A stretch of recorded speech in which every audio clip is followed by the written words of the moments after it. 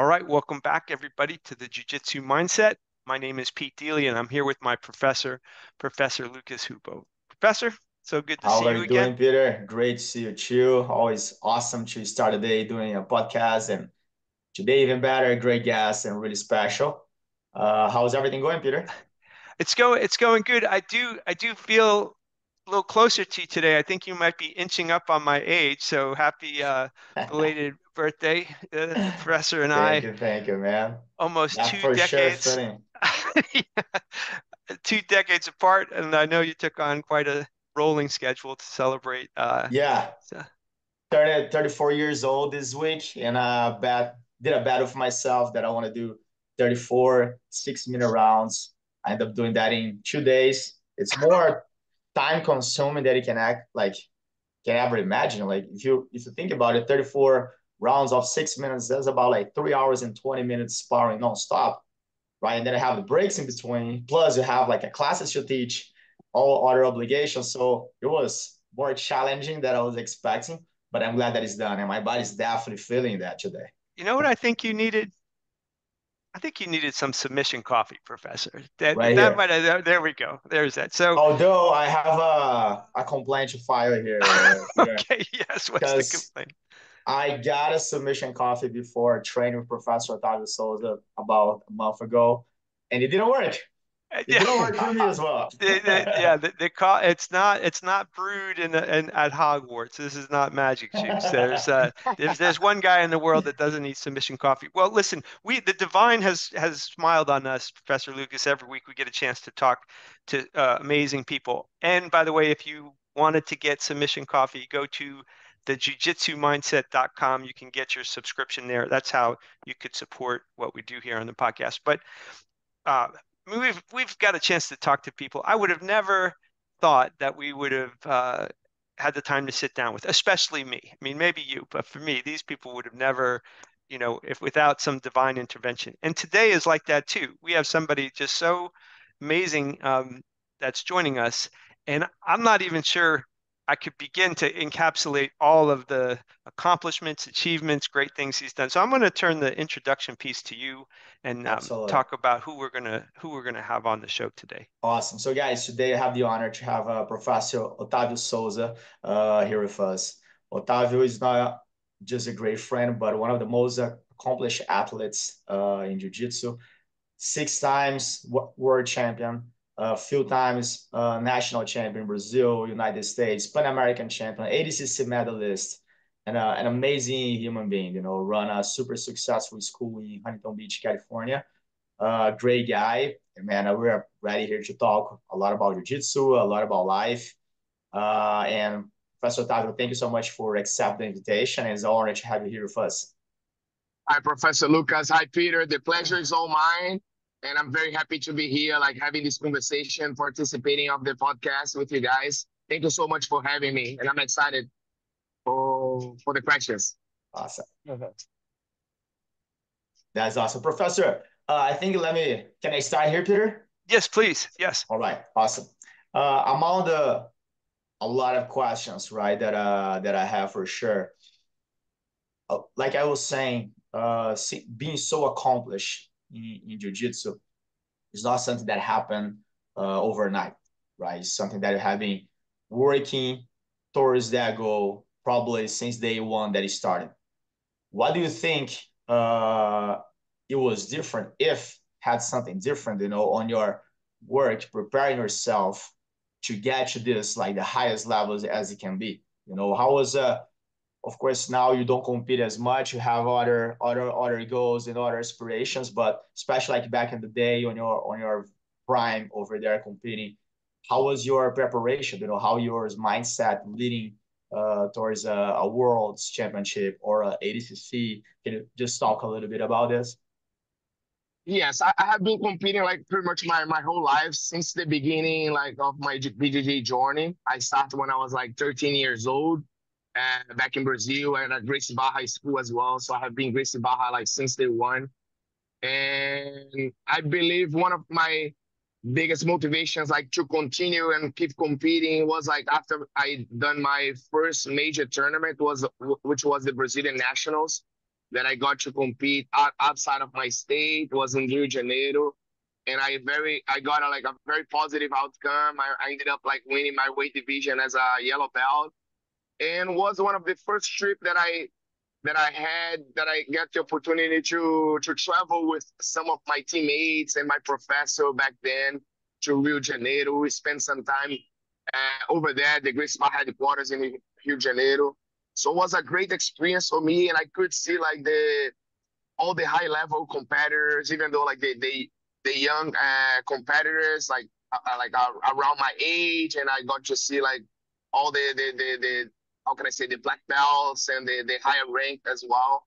So, Mhm. and with their results too that I got, I think it pumped me up, like motivated to continue to work hard, you know, and how can I say, to keep getting that feeling that I felt on that one. I had like some previous tournament before, you know, not as big as the Brazilian Nationals, but that was the main one that kept me going, you know, that kept me motivated, and it made me want more, you know.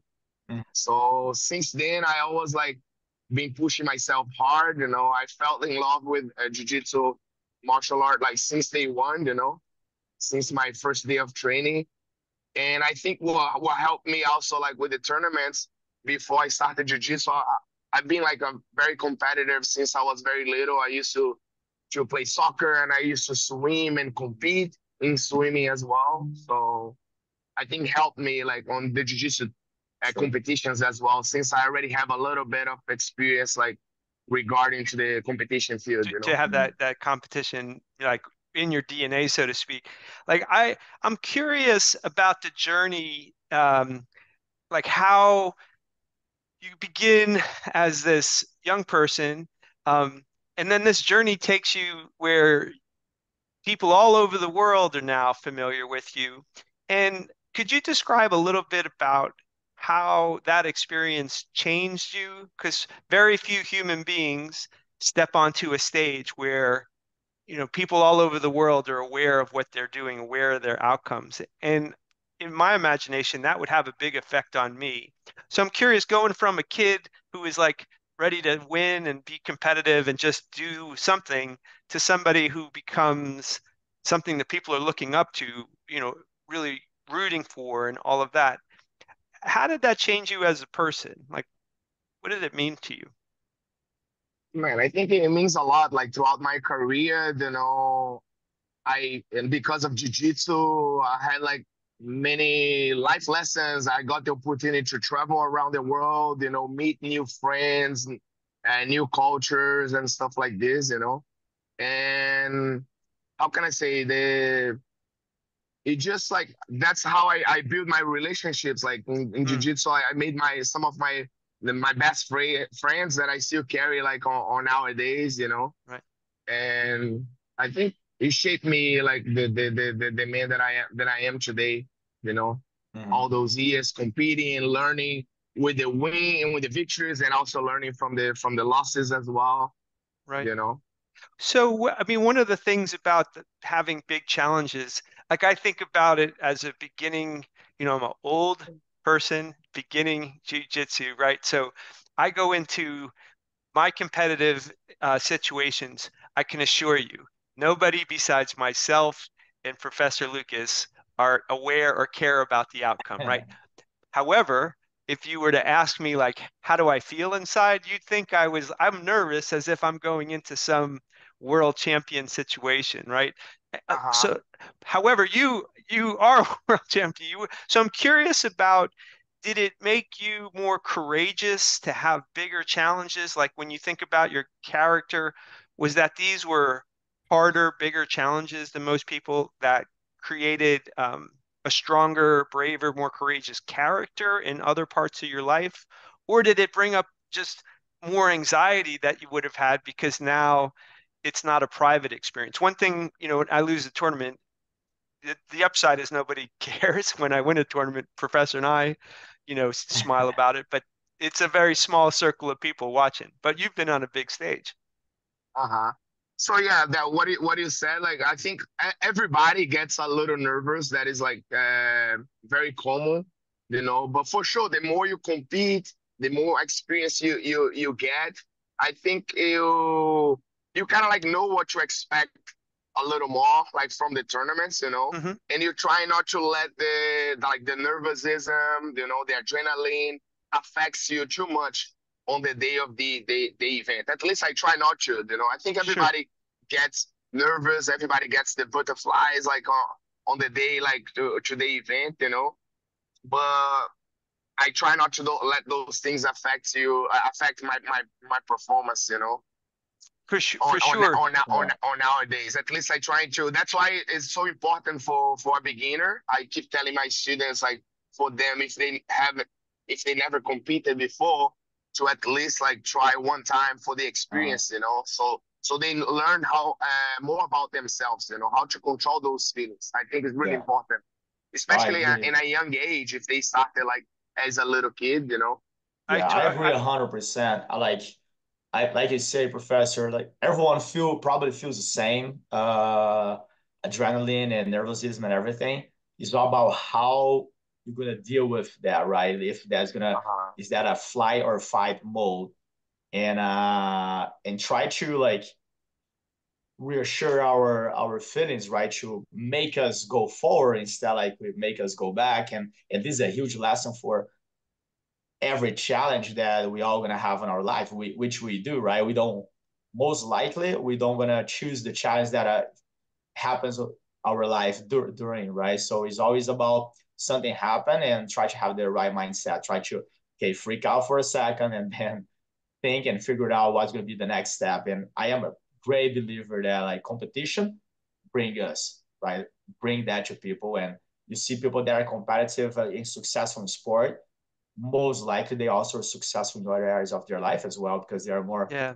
used to deal with this type of feeling, right? With the And challenge. yeah, that's my question to you, Professor. Like when you mastered those nerves in these really dramatic competitive situations, that's like a muscle in my mind. Like you develop Uh-huh. a calming muscle, you develop a muscle to keep yourself able to think clearly.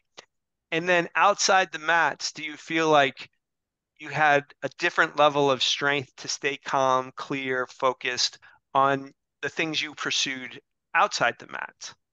I think the main thing, how can I say, is try not to think about the outcome because that's something Uh, that we can't control. You know, that's why you still see like athletes, like high level athletes on nowadays. They have all the experience, they competed their whole life, but why they still feel nowadays? How can I say, a little nervous and let that affect on that day of the match? Because we have a lot of guys that they like a beast in the training right, and then when they get Mm-hmm. to the tournament day, for some reason they don't perform as good as they training, you know. Mm-hmm. So I think it's because like I believe that's the pressure that they put on themselves, thinking about like the outcome. They putting the pressure, bringing the pressure to themselves, saying to them that they need to win, they need to do that, or maybe they worry about who's watching them. That's something that I try not to think very much, you know. I believe like the tournament is the day that you're gonna put everything to test, all right. the hard work that you have put in prior to the tournament.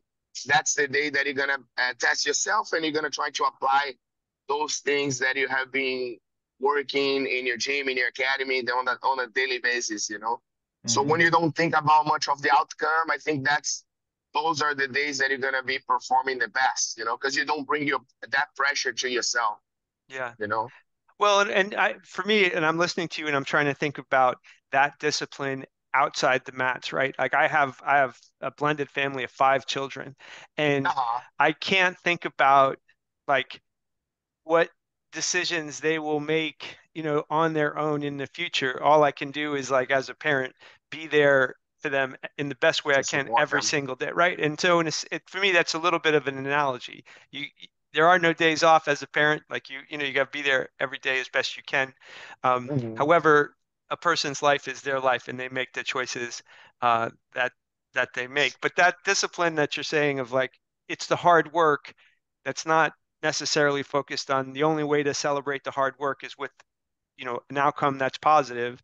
You just have to enjoy the work of every day is kind of what, as Yeah, somebody who because thinks, at the end of the day, like, everybody wants the same outcome. Everybody wants to win and stuff, but just one guy is gonna be able to get right. out with the victory, you know. So you can control the things that you did, and then if that tournament doesn't go your way on that day, you have to Hmm. go back. And how are you gonna deal with that loss and come back to the gym and trying to fix the mistakes and work Yeah. harder maybe, or trying to change some of the things that you can do better. You know, either it's like the diet or something on your training, you know, Hmm. or your Professor, sleep. There's a lot of things that can, you know. what do you think was your main difference on your competitive career between you and the other ones? Because Peter, just as a reference, on the years that Professor Otavio was like competing and winning the worlds and everything, I think you could name like I don't know 5 guys that could be winning, at the same time. Like it was Mhm.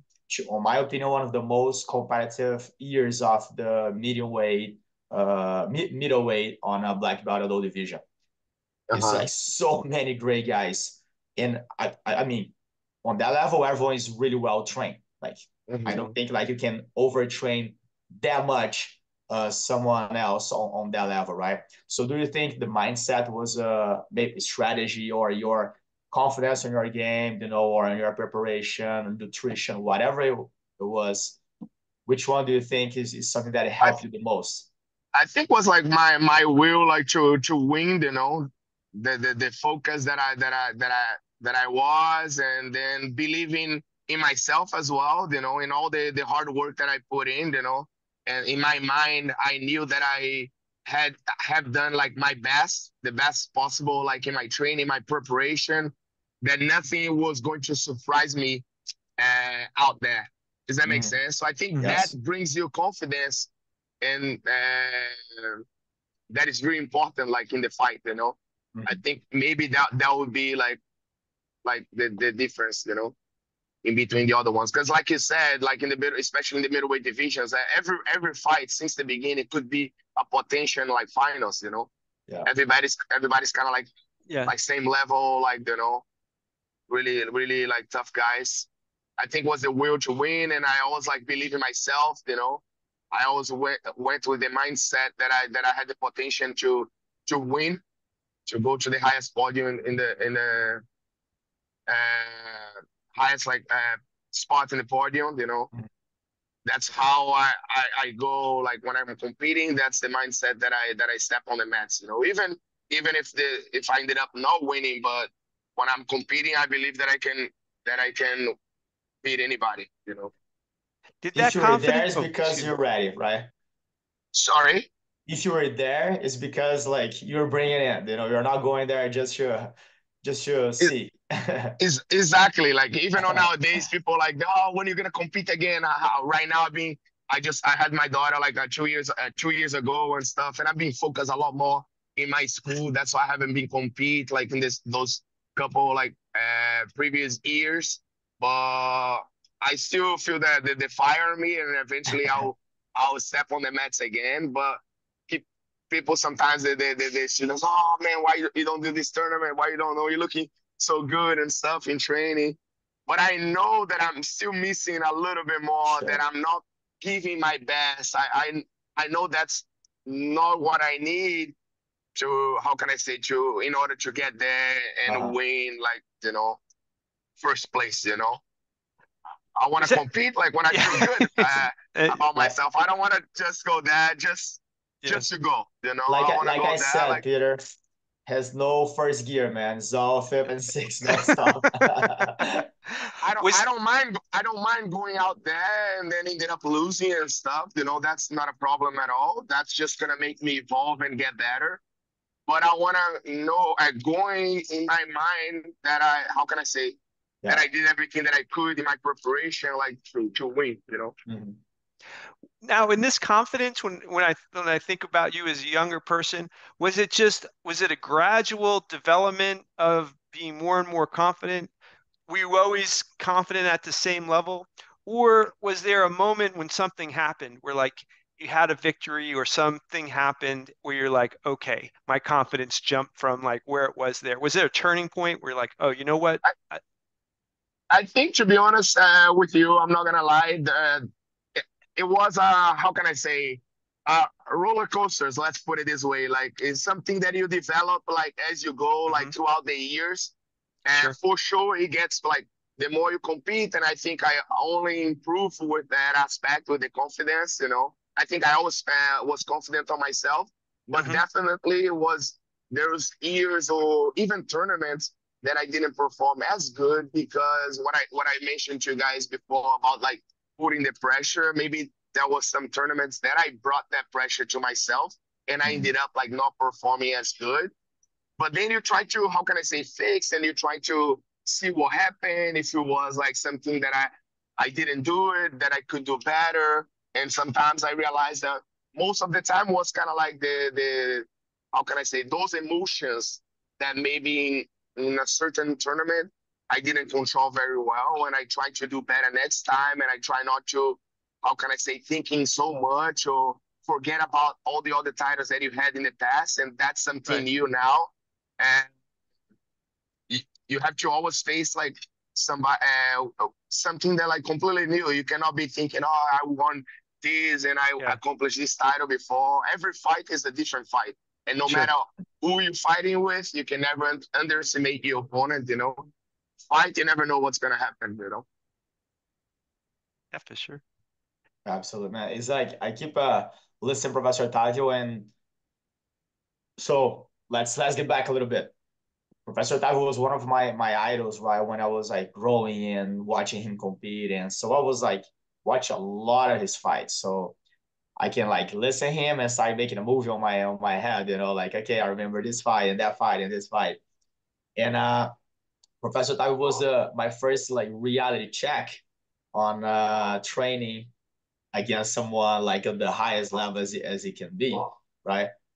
And I remember like this day so much because it was something, it's like I was joking with you, Peter, about you think, a player that is good in high school and college and him become pro, he go there and play with the pro guys. Like that's a completely different game. And that's how I felt. And even like now, a month ago or so, that we have the pleasure to have him here in Arizona again. It was even worse than the first time. But it's so awesome. So this mindset is what like surprised me the most. Not surprised, but like it's what something that I look for the most. I try to understand and I try to exercise, gain that confidence, and at the same time that the year goes by, the great results come in and this adds to your confidence. Also, you have all those titles in your back and you're the biggest target on the division now. So it could add more pressure at the same time, right? So here you're talking about this, Otavio, is really cool because this definitely can help me on my competition. It helped me to pass a better message to my students, and use you as an example as well.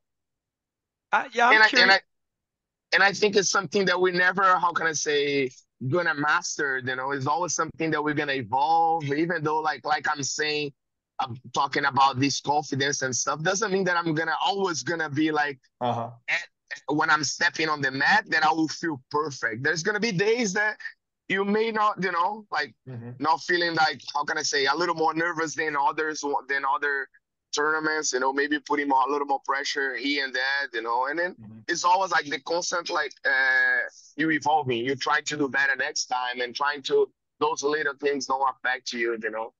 Yeah, so it's not evolving like process never ends. I In think your that the more you do, the better you get. The how Yeah. can I say, improve more. Makes You know. sense.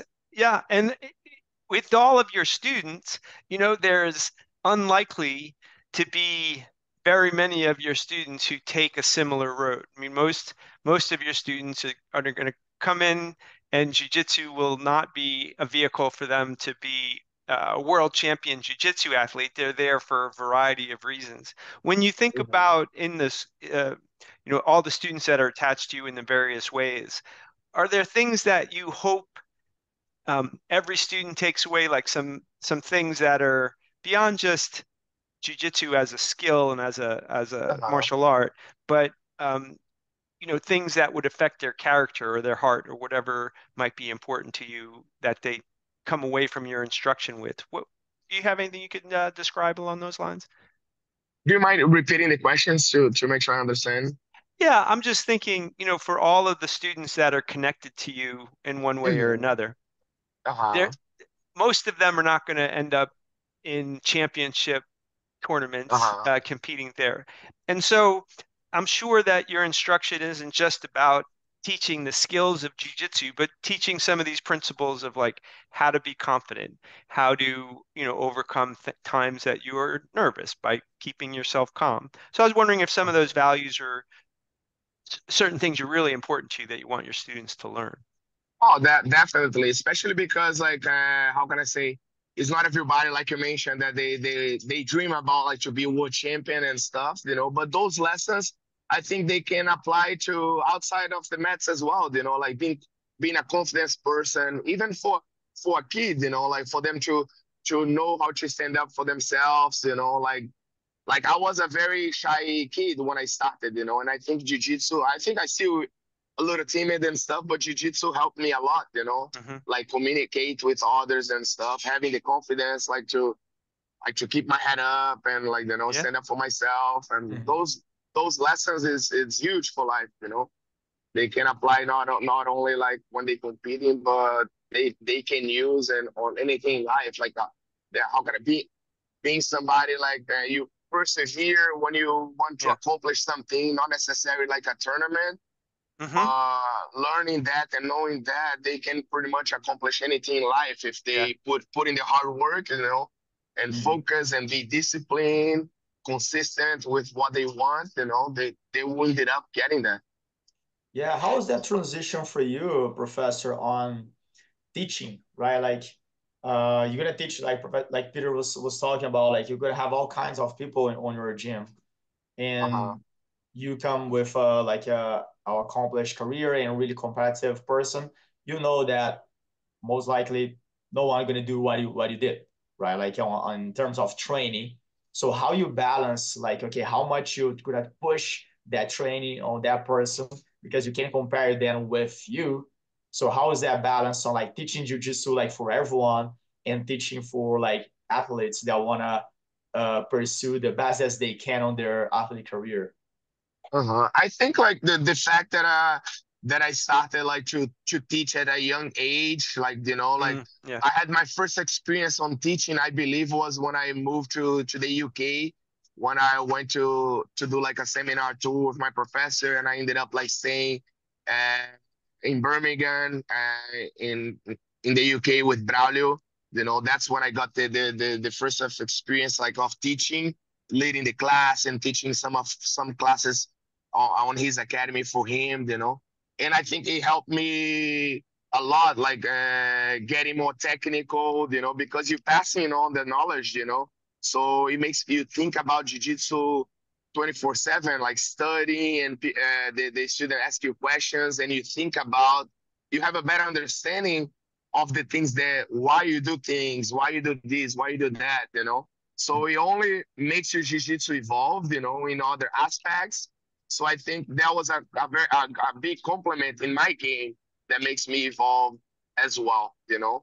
Mhm. And of course, like we teach jiu-jitsu for everyone and stuff. So when you're planning to compete, you need to get like together with people that has Yeah. the same goals as you, the same mentality, like in a different class, right? Like a competition training, because you Hmm. cannot bring the same intensity as the regular class where you're gonna find other people that they don't have the dream of become like a world champion or Right. even compete. Some of them they don't even want to compete, and which is totally fine. Mhm.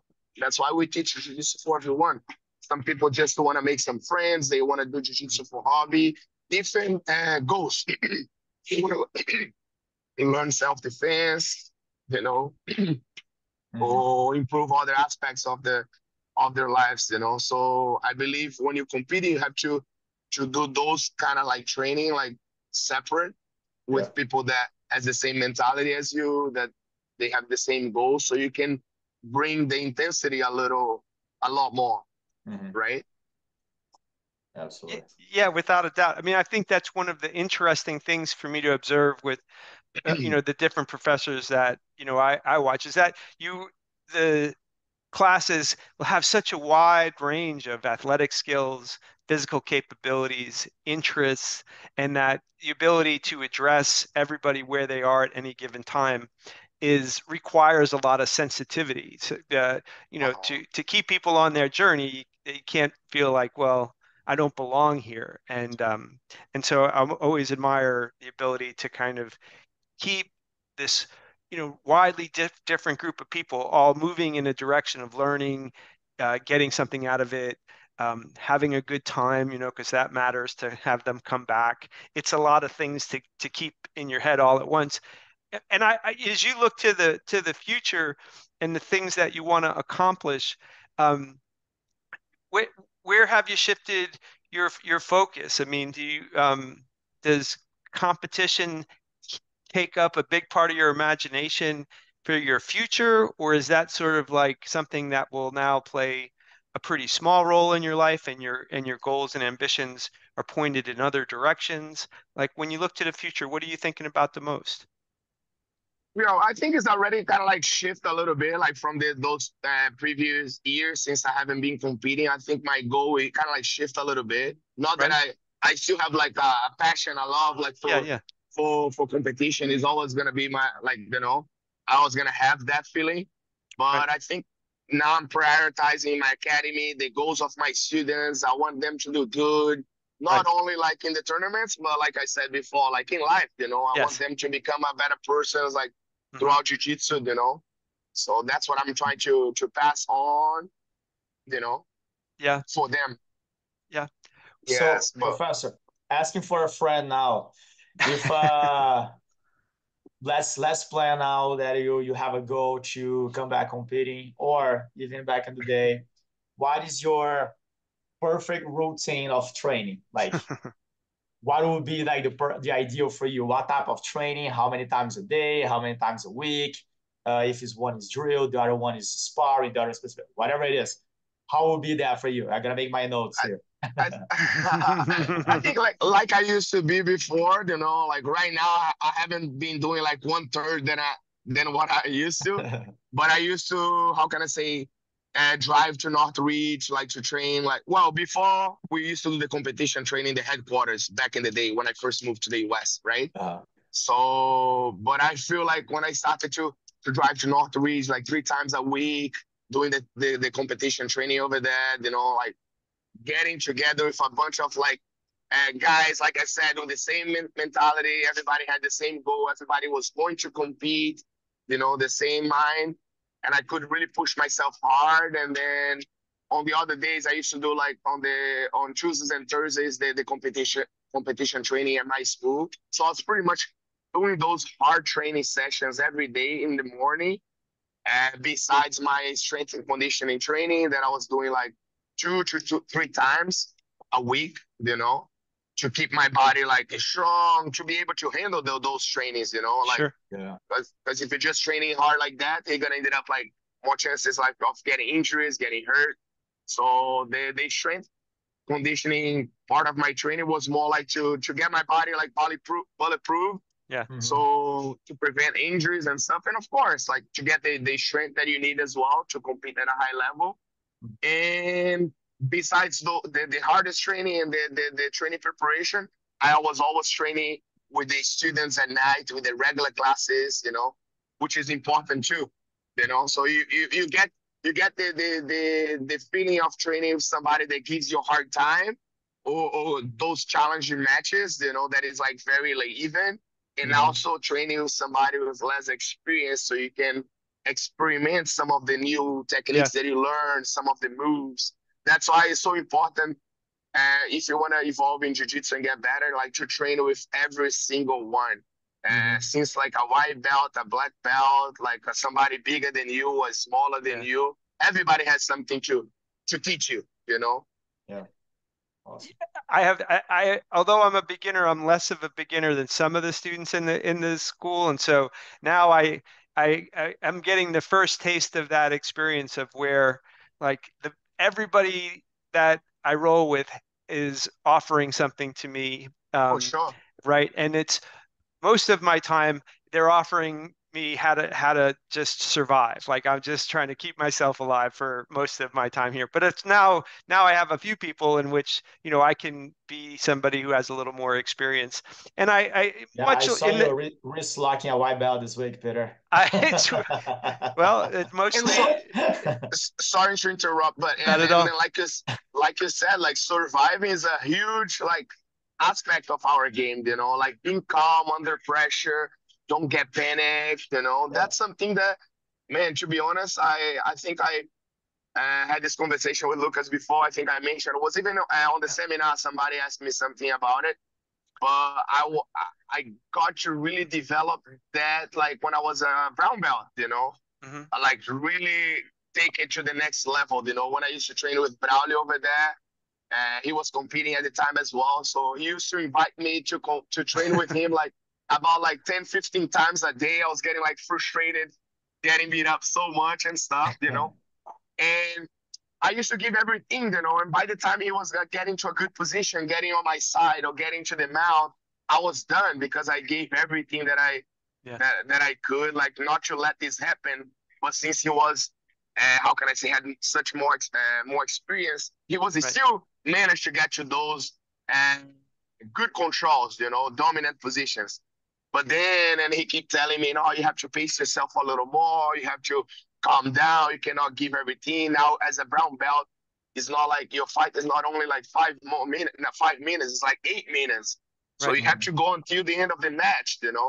But right. it's hard when you're going with somebody such a high level that you know that if you relax, it's not gonna There's get no real, better. there's They're no not gonna lose. relaxing. They don't lose any positions. So, but with that, maybe I didn't. How can I say understood at the first time that he told me. It took a little time, but Uh-huh. little by little, I started to evolve on that and working on that, on how to stay calm, how to pace more myself, not giving everything in the beginning of the match, leaving a little gas in the tank for later Yeah, if you need sure. to. Mhm. So that's a huge part of the game, like you said, like surviving and remain calm. That sometimes when you train with somebody that is less experienced than you, and then you let them get to those positions, that's how you're gonna evolve. That's how you're Right. gonna work on your defense as well, Yeah. instead of just getting someone and beat them up and not let them do anything. Yeah, for sure. That's not happened in my case, but that Professor Lucas has given me a lot of advice that has been good. But the first bit of advice that I can remember him giving, as I said, "Hey, what should my goals be?" He's like, "Escape and survive for the next couple of years. We'll talk about, you just try to escape and survive for a while, then we'll talk about it later." Um, well, when we think about, I mean, we could talk to you for a long time, and there's so many stories that I know you have that if we were going to be selfish, we would just keep you on for 8 or 10 hours and have you tell us all of them.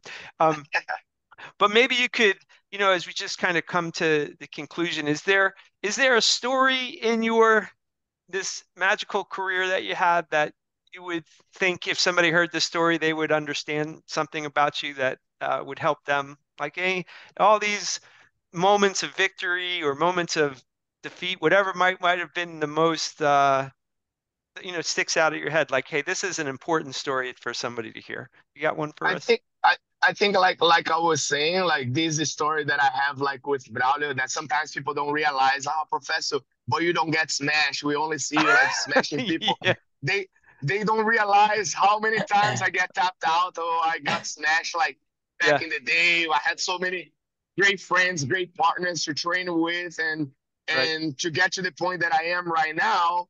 I was the, how can I say, the Yeah. nail as well. So Yeah, so right. with Braulio, I had like many stories. Like one of them was like in the UK, like when I was training with him, I was getting frustrated. I always being very competitive, Sure. and one time I even kind of cry about it because like in my Yeah. mind, every time I was going to train with him, like I mentioned to you, when I go to the tournament, doesn't matter who I'm going to face with, even if I don't get the results that I want, I don't know the outcome. but I'm believing myself and I know that I have the potential to beat anybody when I'm stepping on the mat, right? Right. Mhm. So in the training, is no any different, you know, like I try to apply the same mentality like on my training, on my preparation as well. And I was a brown belt at the time and I was still I was competing as well, like, you know, and by getting like, how can I say, smashed by Braulio wasn't Yeah. fun. And I took it like, you know, I tried to evolve. Okay, what can I do better next time? This time I'm gonna get him. And then I used to get smashed again, you know. Yeah. So it took, you know, but of course, like little by little, and then it started to make one advantage, and you get Yeah, Yeah. yeah. points, you know. Eventually, maybe like a submission, you know, and that's how you evolve, you know. But you Without a have to doubt. insist. You have to stay strong, which is not easy. A lot of people sometimes they get discouraged, Yes. you know, in the process. A lot of people ended up quitting in the process because of that. So that's my message for them in regarding to that. Like, don't give up. Like, you Yeah. stay consistent. You know, we might think that we're not evolving, but we are. Yeah. Mhm. I tell my students all the time, the days that we're not evolving are the days that we don't show up, the days that we stay in the That's right. couch at That's right. home. But every time you come to the academy, you learn something, you evolve something. Even when you're injured, you're not able to train. I tell them, come to the academy, come hang out with us, stay involved, watch your friends training. You know that gonna makes you to become more disciplined because you're That's gonna right. get the itch to step on Yeah. the mats to be able to train, and that's gonna make you more disciplined about your recovery. You're gonna do everything that you can to get better fast, to be on the mats again soon. Mhm. You Yeah. know, Yeah. sometimes if you don't show up, you're gonna end up like staying home. You're gonna end up like eating crap and eating whatever. Right. You're only gonna get more discouraged, you know, because you know when you Yeah. come back, people gonna give you a hard time, you know. Yeah. Yeah. Well, that's generous of you to tell us about the times that, you know, you were the nail rather than the hammer, and that's possible, right? Because I think when people Of see you, they think, course, oh, there's no way that could possibly be.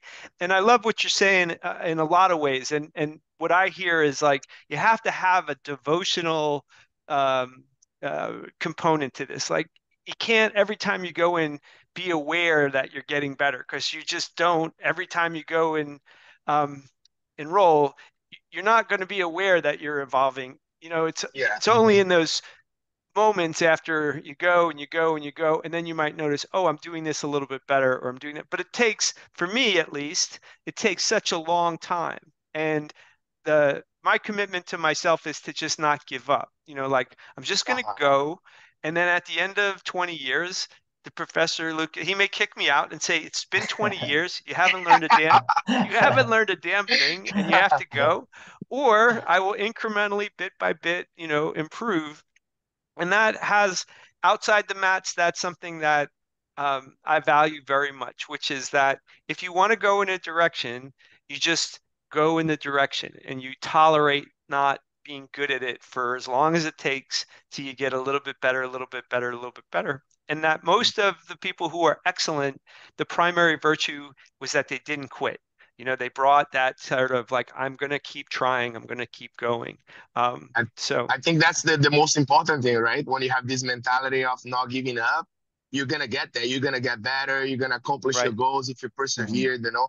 And in the beginning, like of your journey, for sure, for them to see that, it's kind of like harder. So it takes a little Yes. time until you realize that, you Yeah. know. That's why it's important for how can I say the higher belts, the professors, the instructors.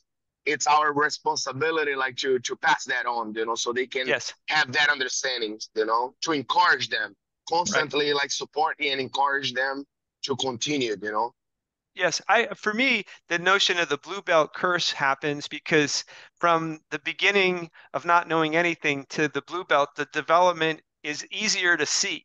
It's easier to like feel like, oh, I had no idea what this is. Now I can do it to whatever extent. And then, you know, as the development slows, now you have to have some trust and some faith Uh-huh. that like, hey, showing up here every day, you're going to feel that, but you're going to feel it at longer and longer intervals. And I can only Mhm. imagine that, you know, when I go to a seminar and I see some super detail that never would have occurred to me, how that only gets revealed to a person because they've done it so many times. They Yeah. have so many years of doing the same thing that now they can give you this tiny detail that was revealed over 10,000 hours of doing the same thing. And now that little detail, now you start, like, okay, now I picked up the wisdom of this person who worked so Mhm. hard to teach it to me. And now you get 10,000 hours to maybe contribute um, another detail. Well, I mean, I'm really excited here. So, Professor, so maybe as we kind of be respectful and not have this go on forever, Professor Lucas, you got any kind of final questions you might ask? Yeah, I mean, a amount of all the other questions, but one that I for sure want to ask is like, out of those multiple world titles, especially, uh, if I'm sure in all of them, each of them, you came through a challenge, maybe in your preparation or on the day of the tournament. So if you can talk a little bit about, okay, which one maybe was the more special and why? Maybe because you're able to beat someone that beat you before, maybe because you had a chance to fight against some like an idol that you had, or maybe because your preparation, like life gets in the way and you couldn't you know all the sacrifice that you made to be able to be there. So Uh, you feel like, yeah, if you just can maybe specify one of those would be great. I think was my first one as a black belt in 2012. Like I still remember like my first world championship was in 2001 when I went to compete in Rio de Janeiro, and I saw I believe was the year that Fernando Margarida won his weight division and the absolute as well. And I was amazed on how, from all the great fights that I was able to witness, that I was able to watch. And I told my professor, I told my friends, oh man, one day I will become like how can I say, a black belt world champion. So even though I was a kid, I already had kind of like that in my mind as a goal, Mm-hmm. And then in 2012 was the first year that I accomplished that. But prior to become a world champion as a black belt, my first year as a black belt was in 2008. So until then, I keep like hitting the post. I was making to the podium, but I wasn't getting what I wanted. And then it goes back to what Peter was talking about. There's levels to like not giving up. Even like great competitors, sometimes they Mm-hmm. are in the right path, they doing the right thing, but for some reason they did everything that they could, but they ended up like not getting the results that they wanted. And then goes back to the perseverance, Yes, that right. you have to have, Yeah. like you have to have faith and stay on that path, giving everything and then trying to minimize and get better on the little things that Yeah. you maybe you didn't Mm-hmm. do it. So every time you go, you get better, even though for some people it takes a little longer. But I Uh-huh. guarantee if they don't give up, sometimes they get so close to win, but because they've been on this like journey, trying over and over again and getting second, getting third, or not even make it to the podium, sometimes they get discouraged. Oh man, I have been doing this for so many years that sometimes they ended up giving up, and they were very close to accomplish Yes, yes. Yeah, what they dreamed. right, So I think that's what I had in my mind, like never give that giving not giving up mentality. right. And I went like 2008, I got third. 2009, I got third. 2010, I didn't even make it. I lost in the quarterfinals, like very close match. I guess Eduardo Teles was like 10-10, and then I Mm-hmm. lost by one penalty or one advantage. 10-10. You know, 10-10, yes, was back and forth like sweeping.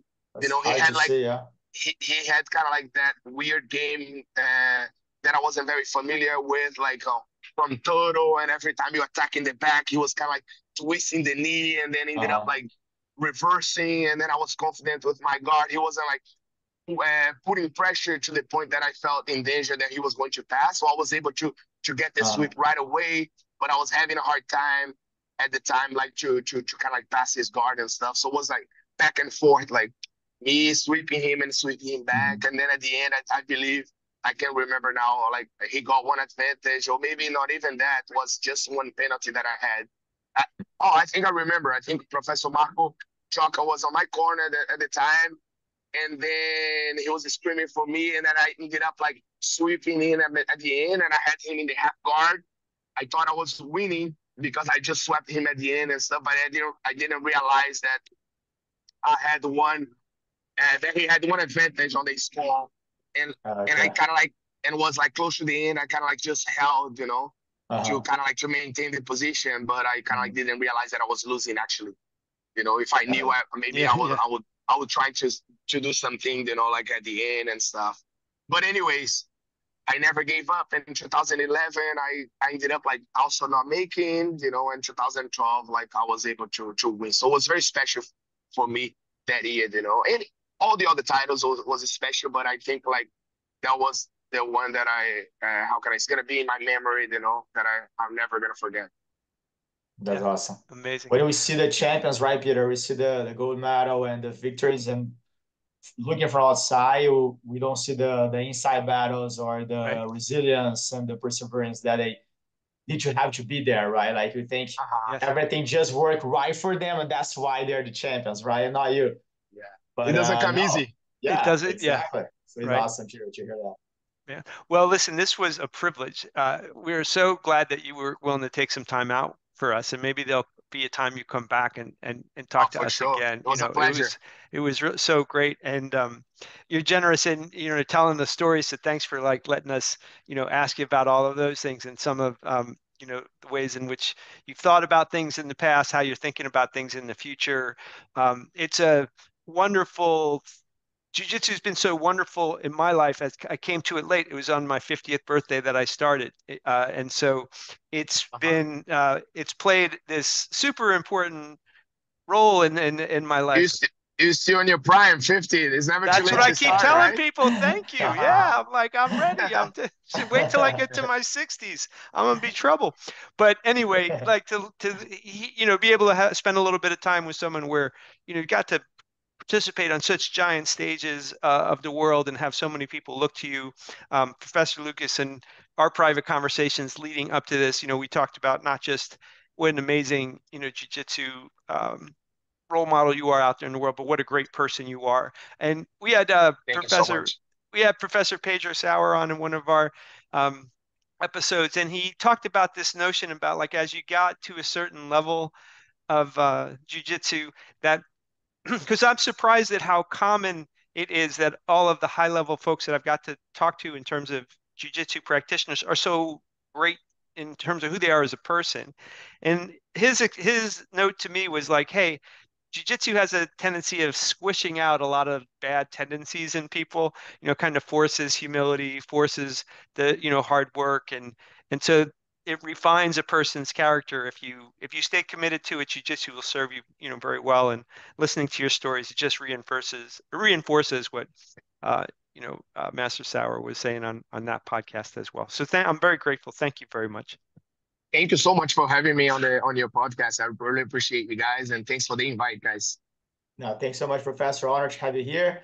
Looking forward for more days like that and more training sessions with you when no one's watching. And then, and then I can do the nail, the wind chill, the body, whatever term we want to use. Really appreciate you, man. All right. Thank you so much, guys. Hope you guys have a wonderful day, okay? And talk All to right. you Yeah. soon. Talk to you soon.